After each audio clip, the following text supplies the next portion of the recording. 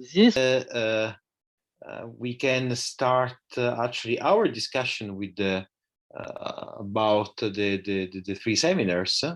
So if there are no other questions to Andrei, of course, and of course I would like to thank Andrei again for his extremely interesting seminar.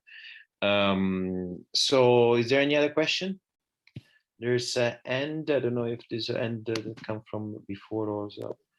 Someone. Oh, Giovanni. I wanted to just make an observation from this workshop. One of the things from my side, which is interesting, is that I understand more and more that discrete symmetries are, and it's easy to understand why, they are very well tested, more than continuous symmetries. I mean, even in those symmetries are always, you know, it's always easier to test a symmetry than to test some random physical feature. Discrete symmetries in particular are very, very powerfully tested by experimentalists, and this should give us energy for tackling some of the issues that Michele stressed today, and also Antonino and I for years have been thinking about. Unfortunately, at the level of these novel quantum space-time theories, it also seems easier to understand the continuous symmetry rather than the discrete ones. And we really need a theoretical effort in that direction.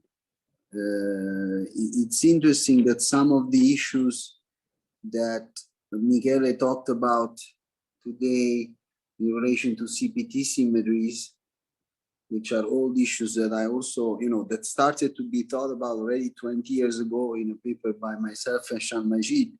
They are so similar to the type of challenges you need to face for, you know, constructing a Fock space on which to enforce the Pauli exclusion principle. So there is something in common for these discrete symmetries. And on the one hand, we need a theoretical effort, continued theoretical effort, but also, as Antonino said on the previous day, the experiments can still help by showing which phenomenological models are more promising in some sense.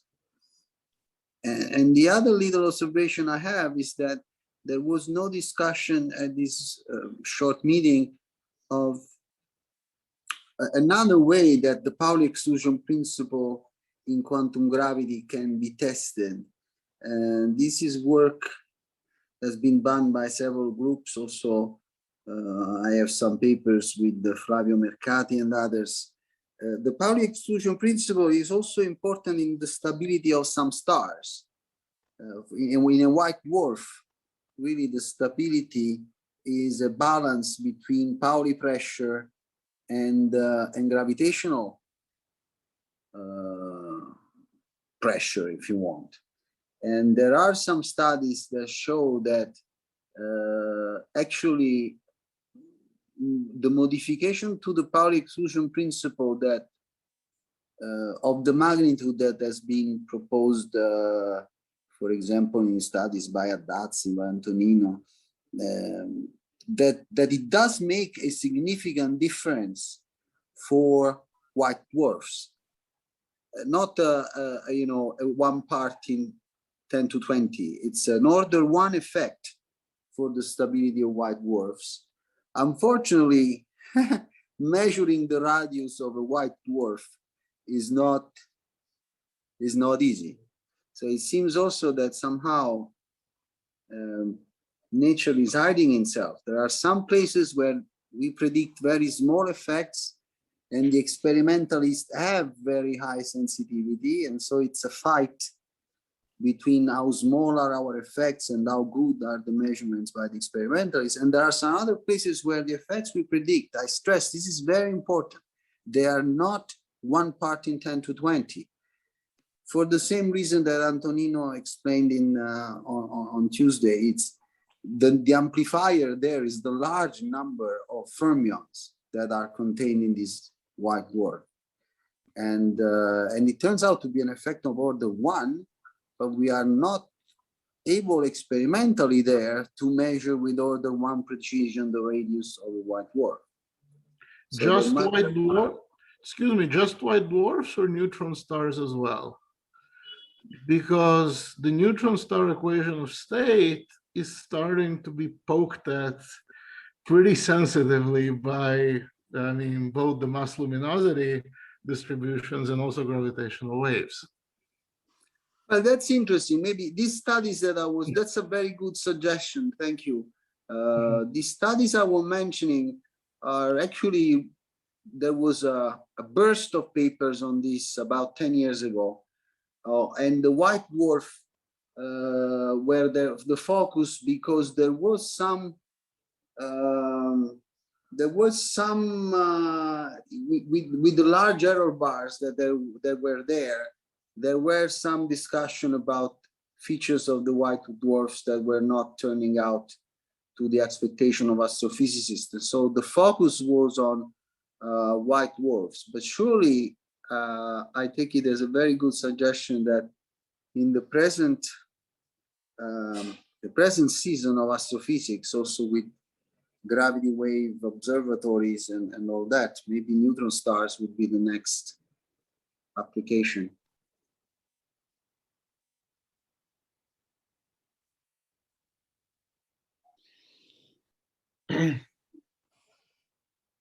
So, Giorgio, you want to say something? Could you say something? You said that you were raising the hand.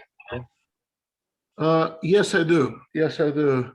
I wanted to actually reply. I think you asked the question. I wasn't saying about CPT, right?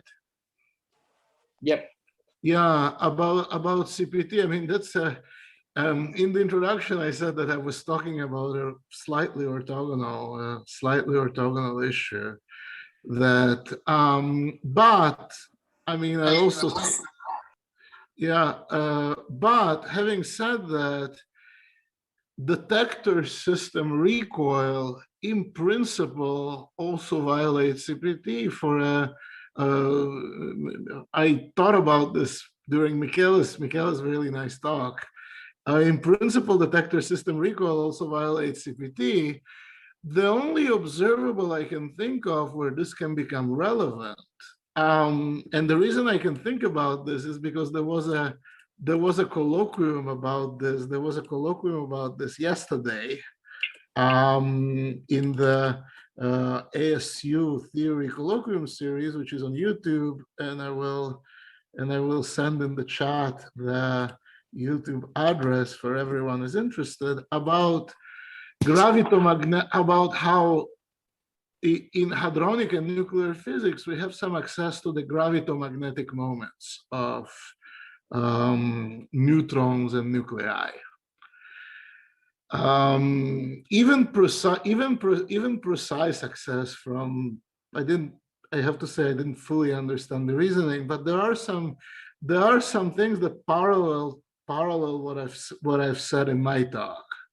Namely, if you measure the probability of splint flip of accelerating or freely falling nuclei, you might see something. And there is operators that violate CPT. The equivalence principle basically says that freely falling, you should not see anything. And there are non-trivial consequences, because it's not clear that the anomalous it's what they measure and what they calculate there is QCD. It's a theory without gravity. But they basically calculate the expectation value of the energy momentum tensor. They calculate the expectation matrix elements of the energy momentum tensor.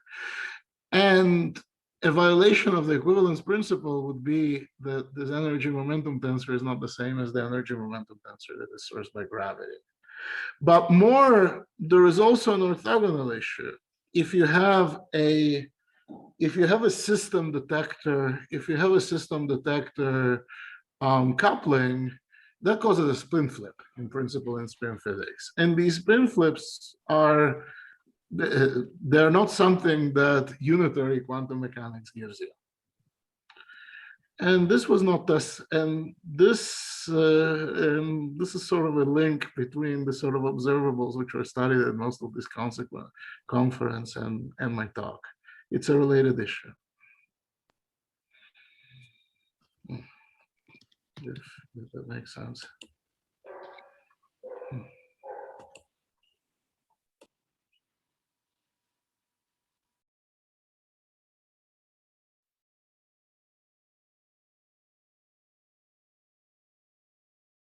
Okay, thank you very much for this.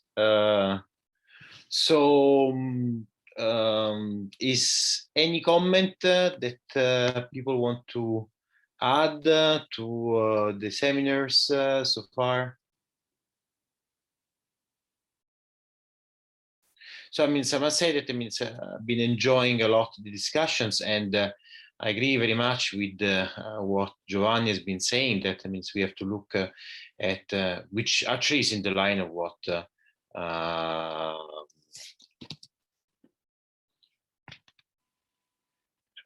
with what Giorgio was actually saying,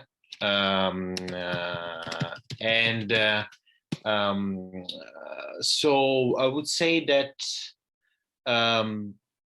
it's a great pleasure to have had this opportunity to exchange here. So I hope that we will have again this opportunity in presence next year. So we are applying again for the ACT workshop. They should have been in presence, but unfortunately we will not. So we had, let's say, a short version. So let's see if it will be possible to do that. And if it will be possible, of course, we will all share our let's say company in the beautiful framework of Trento. So I would like to thank you all again for your participation, for having provided very useful comments and interaction to this small version of the workshop that we hope to make again next year.